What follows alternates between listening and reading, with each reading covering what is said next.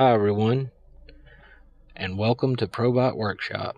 I'm your host, the Patriotic Robot. If you're new here, I'd like to say thank you for joining us. And if you're a returning viewer, I'd like to say thank you as well. Your continued support and liking and sharing and subscribing to this channel is helping it to grow, and I'm very, very grateful for that. So from the bottom of my heart, thank you. Without further ado, let's get into today's video.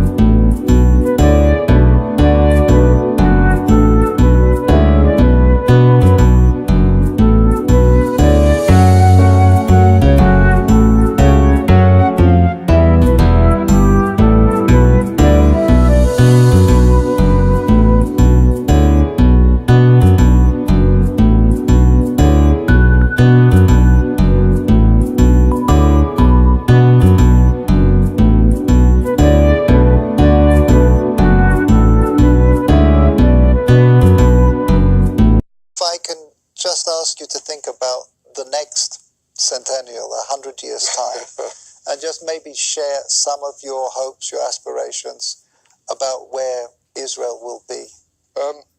What does one hope for? One, of course, hopes for a peaceful relationship with Israel's neighbors, and that's going to be the most difficult matter of all to achieve.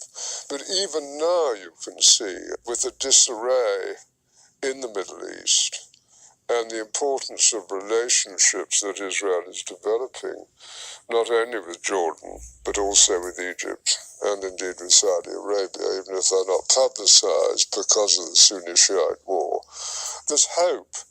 And I think if you take the need of Arab nations to have intelligence help, and if on the other hand you take compassion and generosity coming from Israel to Palestinian territories and its less fortunate neighbors, there are grounds for optimism, and I am an optimist.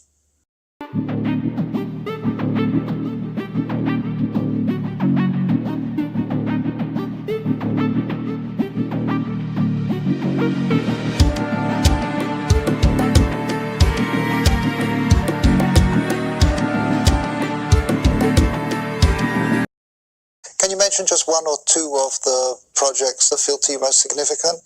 Yes, we do a great deal of work on education, a great deal of academic work. We keep going at Ramat Hanadiv, the garden where Baron Edmond was eventually buried.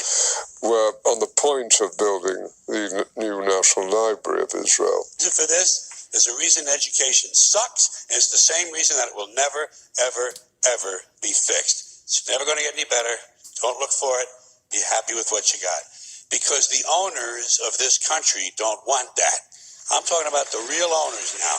The real owners, the big wealthy business interests that control things and make all the important decisions. Forget the politicians. The politicians are put there to give you the idea that you have freedom of choice. You don't. You have no choice. You have owners. They own you. They own everything. They own all the important land.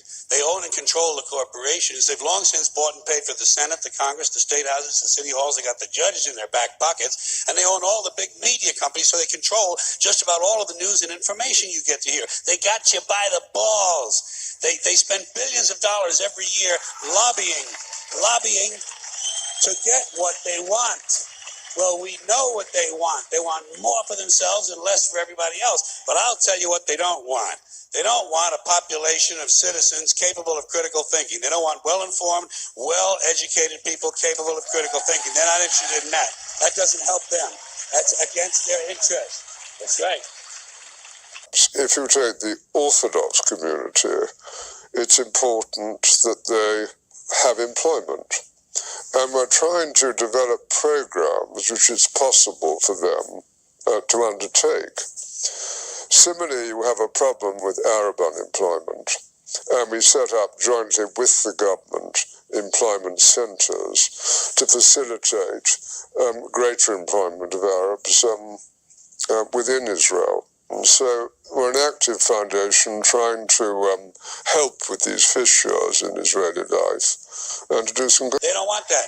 You know what they want? They want obedient workers. Obedient workers. People who are just smart enough to run the machines and do the paperwork and just dumb enough to passively accept all these increasingly shittier jobs with the lower pay, the longer hours, the reduced benefits, the end of overtime, and the vanishing pension that disappears the minute you go to collect. And that's why I never let a banker go.